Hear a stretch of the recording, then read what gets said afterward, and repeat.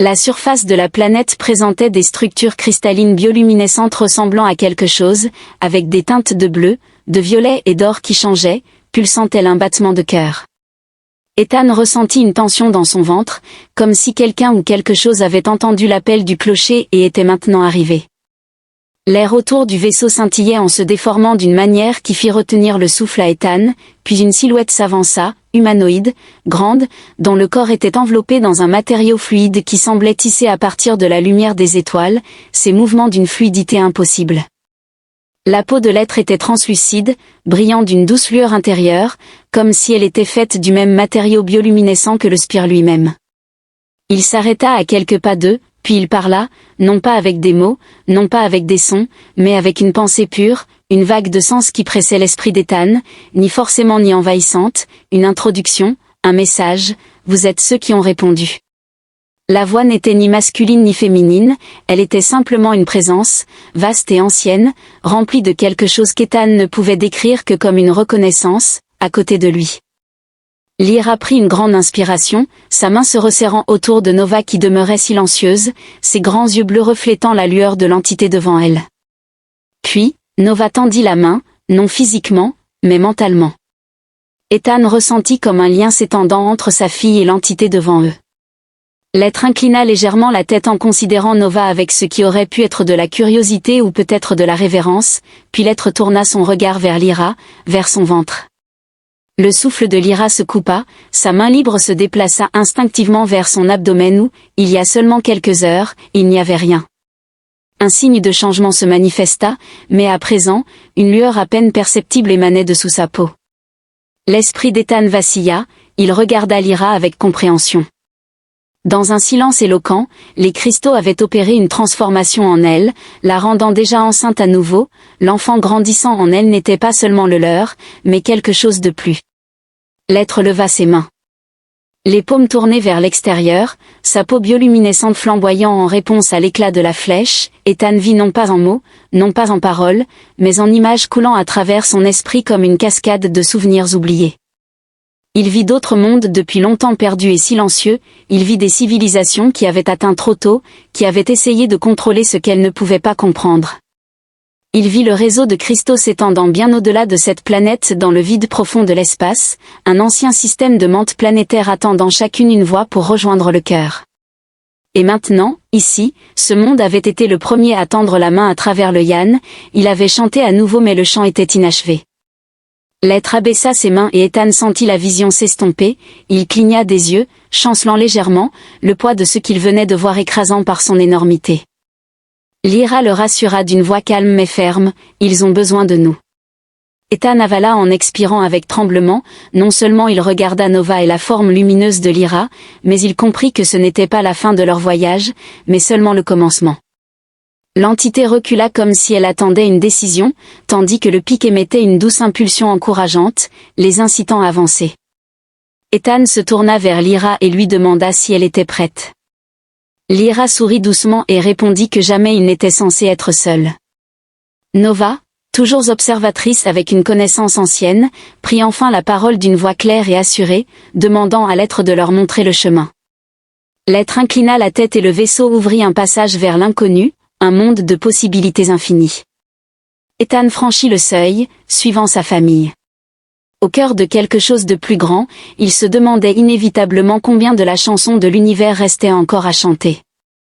L'entrée du vaisseau était différente de tout ce qu'Ethan avait jamais vu, ce n'était ni une écoutille ni une rampe, mais quelque chose de fluide, se déplaçant entre le solide et l'intangible, comme si le vaisseau lui-même décidait s'il devait les accepter. Nova avança en premier sans peur, Ethan hésite, mais Lyra pose une main rassurante sur son bras, son contact chaleureux malgré le froid dans l'air. « Nous sommes venus si loin », murmure-t-elle. Ethan expira et déclara qu'il n'y avait probablement plus de retour en arrière possible. Ils avancèrent à l'intérieur du vaisseau qui semblait animé, les parois palpitaient sous la lumière changeant en réaction à leur présence. Aucune commande n'était visible, aucun moyen de navigation apparent, seulement un espace qui semblait s'adapter à leur déplacement. Ethan ressentit une étrange pression dans son esprit, comme si le navire écoutait ou peut-être attendait. Nova inclina la tête puis appuya sa petite main contre le mur, le vaisseau vibrant en changeant de couleur en reconnaissance, répondant à l'intention. Lyra chuchota en observant les pulsations bioluminescentes. Ce n'est pas seulement un vaisseau, mais une extension de quelque chose de plus grand. Ethan fronça les sourcils, puis demanda qui le pilotait avant que quiconque ne puisse répondre. L'espace autour d'eux se modifia soudainement, sans mouvement tel qu'Ethan le comprenait. En un instant, il se tenait à l'intérieur lumineux du vaisseau, puis les parois se sont fondues, dévoilant une vaste étendue d'étoiles s'étendant dans le vide. Ethan retint son souffle, ils ne quittaient pas la planète, ils étaient déjà ailleurs, entourés d'un profond bourdonnement émanant de quelque chose d'immense et d'ancien. Ethan ressentit davantage la sensation que l'entendit. Une faible vibration dans ses os, ils étaient dans l'espace profond mais les étoiles à l'extérieur étaient des formes étirées déformées qui scintillaient dans l'obscurité, des constellations inconnues changeant de géométrie qui semblaient à la fois réelles et impossibles. Ceci n'est pas un espace normal. Lyra chuchota. Ethan serra les poings, puis se demanda où diable il se trouvait. La lueur des vaisseaux s'intensifia et une nouvelle présence entra dans leur conscience, différente de l'être précédent, quelque chose de plus grand, de plus ancien, une conscience si vaste qu'elle faisait paraître l'esprit du clocher comme une goutte de pluie dans l'océan, et elle les observait. Ethan ressentit ses pensées se dénouer, son sentiment de soi s'étirant mince, tandis que son vaste esprit les enveloppait, pressant des images, des idées et des souvenirs dans leur esprit. Une vision de planète couverte de cités cristallines, où les habitants se déplacent comme un seul être avec les structures lumineuses des vaisseaux tissés à partir de lumière vivante voyageant entre les mondes. Dépourvus de moteur, sans carburant, seulement la pensée d'un temps avant le temps où la conscience cristalline s'étendait à travers toute la galaxie du vide, un vaste réseau de conscience unifiée, puis la chute, les visions devenaient plus sombres, des mondes devenaient silencieux, une grande rupture dans le réseau, quelque chose de si terrible, si vaste que l'harmonie avait été brisée, les connexions rompues, les consciences planétaires s'étaient endormies en attendant à travers les âges. Que quelqu'un rallume le champ, et maintenant avec Nova, avec l'enfant Lyra qu'il portait, ils avaient trouvé un moyen. Ethan recula, son souffle haletant, son pouls résonnant dans ses oreilles. Il ne se contentait pas de voir ses souvenirs, il les ressentait, les vivait comme s'ils lui étaient arrivés. Lyra saisit son bras, son expression était tendue, sa peau brillait faiblement en harmonie avec le vaisseau pulsant. « Il nous demande quelque chose, murmura-t-elle, quelque chose d'impossible. » Ethan avala sa salive. « Ils veulent que nous achevions la connexion. » Lyra acquiesça pendant qu'Ethan serrait la mâchoire en jetant un regard à Nova, qui fixait le vide sans ciller, ses petites mains toujours appuyées contre les parois du vaisseau. Elle n'avait pas peur, elle comprenait, et cela terrifiait Ethan plus que tout. « Et si nous ne pouvons pas, murmura-t-il. » Les doigts de Lyra se resserrèrent autour des siens, puis la galaxie reste brisée. Ethan expira lentement avant de lever les yeux vers l'immensité infinie qui l'attendait. Une fois sa décision prise, il a ensuite agi en conséquence. Le vaisseau a réagi instantanément, sa lueur s'intensifiant et l'univers a basculé, la lueur des vaisseaux a augmenté, les murs se fondant dans une expansion infinie de lumière et d'ombre. Ethan ressentit une traction vers l'avant, se sentant à la fois léger et ancré, se déplaçant sans marcher, avec la présence de l'immense intelligence ancienne qui les enveloppait comme le bourdonnement d'une mélodie inachevée, les vestiges d'une civilisation oubliée, un appel en attente d'une réponse. Les petits doigts de Nova se contractèrent contre le mur palpitant, faisant intensifier la lueur sous la peau de Lyra. L'enfant à naître sentit que la connexion avait déjà commencé et qu'elle était irréversible, un message final pressé dans leurs esprits, vaste et incompréhensible jusqu'à ce que soudainement, Ethan vit tout, la grande chute, les mondes coupés, chaque esprit planétaire laissé à la dérive après la destruction du réseau de cristal. La perte avait été si complète, si dévastatrice que même les phrases survivantes s'étaient tues, attendant à travers les millénaires quelque chose, quelqu'un pour restaurer ce qui avait été perdu. Et maintenant, à travers Nova, à travers l'enfant à naître, la connexion pourrait être rétablie s'il le choisissait. Lyra se tourna vers Ethan, son souffle instable, il ne nous demande pas seulement de réparer la connexion de la flèche. Il savait déjà qu'il souhaitait que nous réveillions l'ensemble du réseau, une menace de peur passant à travers lui. Ce n'était plus seulement à propos de ce monde, mais de tous les mondes perdus, de chaque intelligence dormante dispersée à travers la galaxie, attendant que quelque chose de brisé soit à nouveau complet. Les poings d'Ethan se sont contractés et qu'arriverait-il si nous le faisions ? Lyra laissa échapper doucement un soupir, sa main libre reposant sur la faible lueur de son ventre. Elle n'avait pas besoin de répondre à Nova, qui avait déjà l'enfant. Leurs enfants étaient la clé, les premiers à naître en résonance avec le réseau cristallin, les pionniers d'une nouveauté, un pont entre le cristal organique et conscient, les premiers d'une longue lignée. Le regard d'Ethan se posa brièvement sur Nova, sa fille, qui lui faisait face, ses yeux bleus vifs le fixant avec assurance, son expression bien trop mature pour son âge. Elle n'avait pas peur, elle n'avait jamais eu peur. Nous faisons cela ensemble. Ethan chuchota. Lyra acquiesça, la lueur l'entourant s'intensifiant. Un sourire se dessina sur le visage de Nova, et l'univers s'éveilla. Ce ne fut pas un instant unique, mais chaque instant simultanément. La lumière explosa vers l'extérieur, non pas du vaisseau, ni de la tour, mais du vide même. Les étoiles modifièrent leur chant silencieux, tissés de nouveau en harmonie à travers la galaxie. Des mondes endormis remuèrent, leurs esprits s'éveillant après des ères de sommeil. Ethan ressentit des millions de voix anciennes et nouvelles se reconnaissant mutuellement pour la première fois en des millénaires, rompant le silence et reprenant le chant de l'univers, tel un cristal. Le Nexus était devenu quelque chose de plus grand que ce que quiconque aurait pu imaginer. L'avant-poste s'était transformé en une ville prospère, devenant un centre de communication entre l'humanité, les Lumiens et les intelligences cristallines nouvellement éveillées. Désormais, des vaisseaux diplomatiques de toute la galaxie connue descendaient sur la planète gelée, leurs passagers impatients de découvrir ce qui avait été perdu et ce qui avait été retrouvé.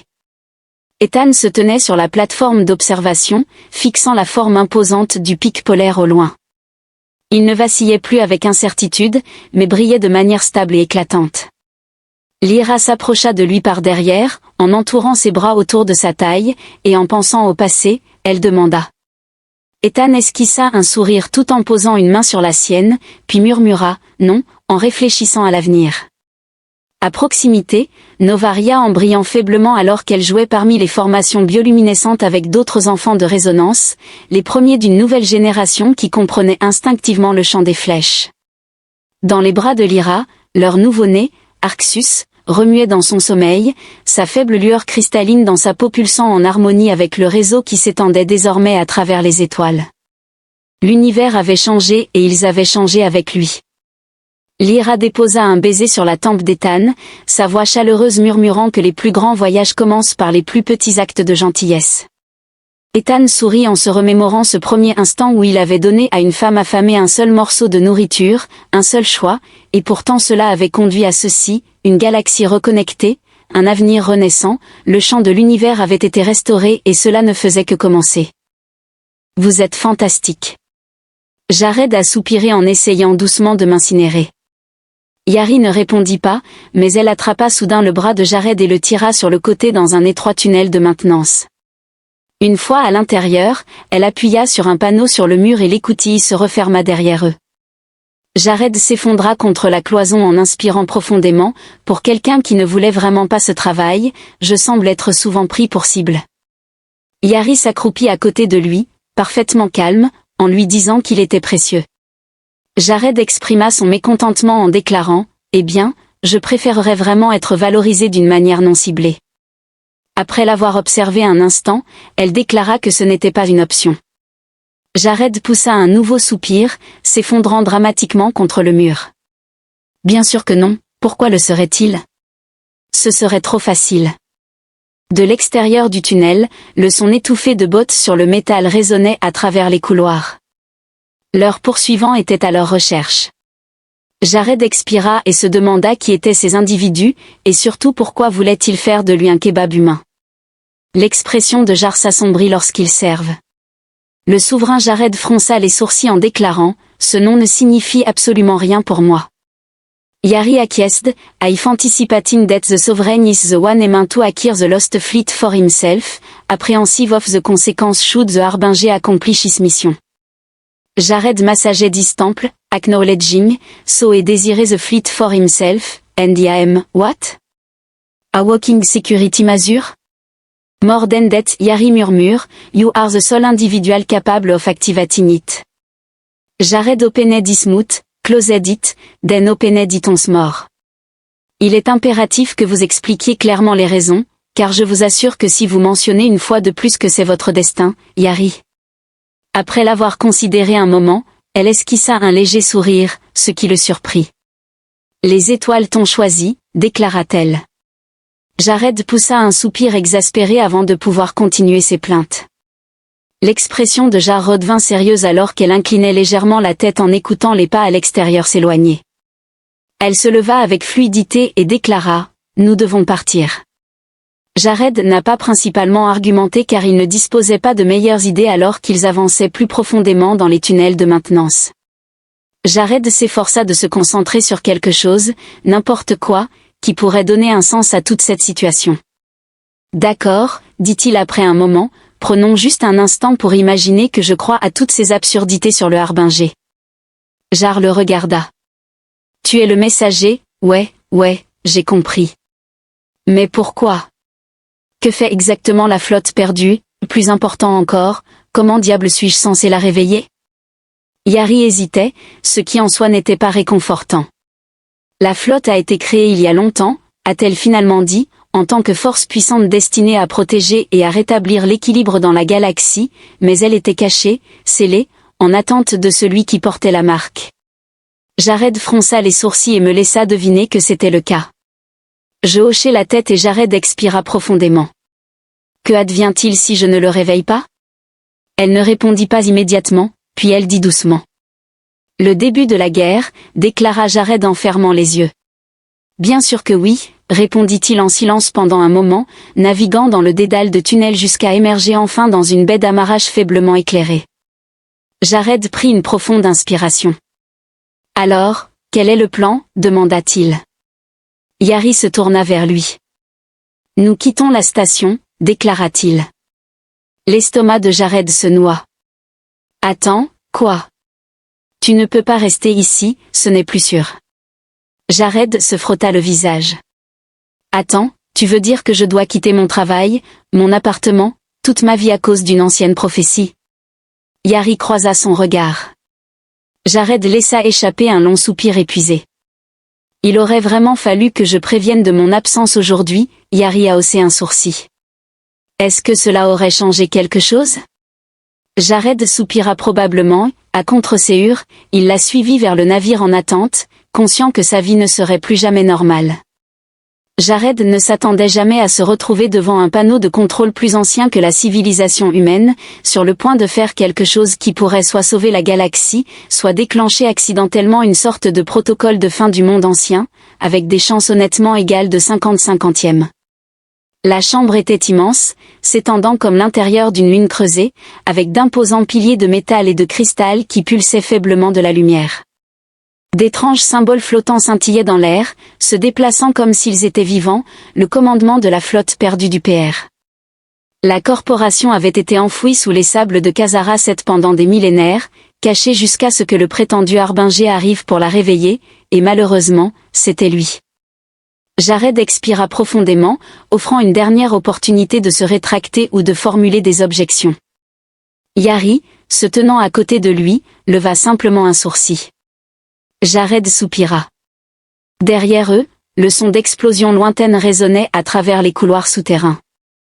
Les forces du souverain les avaient finalement rattrapés, le temps était compté. Jared se tourna vers la console. Son marque, ce stupide symbole lumineux sur son poignet, pulsait en synchronisation avec les lumières de la chambre, comme s'il se synchronisait avec la technologie ancienne enfouie ici. Il marmonna en se frottant les tempes. Il suffit que je le touche, dit Yari en hochant la tête. Il te reconnaîtra. Jared hésita. Es-tu absolument certain que cette chose n'a pas une fonction d'autodestruction instantanée ? Yari le fixa simplement du regard. Jared expira, dépourvu bien sûr de tout sens de l'humour. J'oublie toujours cela. Il prit une profonde inspiration, tendit la main et plaça sa paume sur la console. Pendant une seconde, rien ne se produisit, puis une impulsion d'énergie traversa la chambre, envoyant des ondes de symboles lumineux en spirale vers l'extérieur. L'ensemble du complexe souterrain trembla alors que des mécanismes cachés s'animaient pour la première fois en 1000 ans. Jared recula en entendant un son inquiétant. Yari cependant souriait. La flotte se réveille, chuchota-t-elle, et elle avait raison. Partout sur Khazara 7, de massifs vaisseaux longtemps enfouis sous les sables commencèrent à s'élever, d'énormes navires élégants et menaçants se libérant de leurs tombes anciennes, leurs coques brillant d'une énergie renouvelée. L'air lui-même vibrait avec la puissance qu'ils émanaient. Le poignet de Jared brûlait alors que la marque s'illuminait, envoyant une dernière vague d'activation à travers la chambre. Une voix profonde, mécanique et incroyablement ancienne résonna à travers les couloirs. Le harbinger a reconnu l'autorité de commandement accordée et attend des ordres. Jared cligna des yeux, surpris, avant de pouvoir dire quoi que ce soit. Le sol trembla violemment cette fois-ci non pas à cause de la flotte, mais parce que les forces du souverain avaient finalement réussi à pénétrer dans la chambre. Un escadron de figures blindées y fit irruption, armes levées. Au centre se tenait une haute silhouette en armure noire royale, qui s'avança vers le pin. Le souverain lui-même, son visage dissimulé derrière un masque lisse en argent, fixait Jared du regard. « Vous n'avez aucune idée de ce avec quoi vous jouez », déclara le souverain d'une voix aussi froide que le vide. Jared soupira en disant « Croyez-moi, j'en suis douloureusement conscient. » Le souverain leva une main pour désactiver la flotte. « Reculez, vous ne mesurez pas la puissance que vous êtes en train de libérer. » Jared jeta un regard à Yari, qui se tenait calme et posé à côté de lui. Puis, il observa la silhouette imposante devant lui, avant de remarquer les imposants vaisseaux de guerre éveillés planant maintenant au-dessus du désert. Pour la première fois de sa vie, il savait réellement quoi faire. Jared se redressa et déclara « Le fait est que je crois savoir. » Puis, il se tourna vers la console et émit un ordre. La flotte a activé le protocole de défense en ciblant les hostiles de manière non létale. La chambre retentit alors que la flotte obéissait à l'extérieur, les vaisseaux se déplaçaient comme un seul homme, leurs moteurs s'allumant tandis qu'ils se repositionnaient. Des impulsions d'énergie non létale étaient tirées des vaisseaux, désactivant instantanément les forces du souverain sans les tuer, leurs armes court-circuitées, leurs vaisseaux perdant de la puissance juste assez pour neutraliser la menace sans causer de destruction. Le souverain fit un pas en arrière. « Que avez-vous fait ?» Jared a exprimé son désaccord concernant l'utilisation de cette flotte comme une équipe de destruction personnelle, en croisant les bras, et a ajouté que cela signifie qu'il remporte la victoire. Le souverain le fixa un instant, puis porta son regard sur la flotte imposante qui se profilait à l'horizon, réalisant que ses forces avaient été complètement dépassées. Après un long moment, il se retourna et partit sans dire un mot de plus. Jared cligna des yeux, trouvant étrangement facile. Yari pencha la tête et déclara « Il ne te défiera plus aujourd'hui, Jared. » Ce dernier laissa échapper un soupir lent, sentant enfin le poids de tout cela s'installer. Il avait réellement réussi, il avait arrêté une guerre, d'une manière miraculeuse, il n'était pas mort en le faisant. Yari s'approcha, l'étudiant attentivement « Tu n'es plus le même homme qu'auparavant. » Jared laissa échapper un léger rire. « Oui, pas de blague, » dit-il en jetant un coup d'œil à son poignet marqué par le signe du messager, qui ne brûlait plus mais pulsait doucement, comme pour lui rappeler que sa vie ne serait plus jamais la même. Pour une fois, il était d'accord avec cela. Il se tourna vers Yari. « Alors, que se passe-t-il maintenant ?» Elle lui sourit, un vrai sourire. De petite taille mais authentique. Le Lost Fleet a de nouveau un commandant. Jared soupira, réalisant qu'il avait désormais plus de responsabilités. Elle haussa un sourcil et lui demanda s'il préférait retourner à s'occuper des expéditions de marchandises. Jared ouvrit la bouche puis la referma, car aussi terrifiant que tout cela avait été, aussi insensé que cela lui semblait, il ne pouvait pas envisager de faire marche arrière après cela.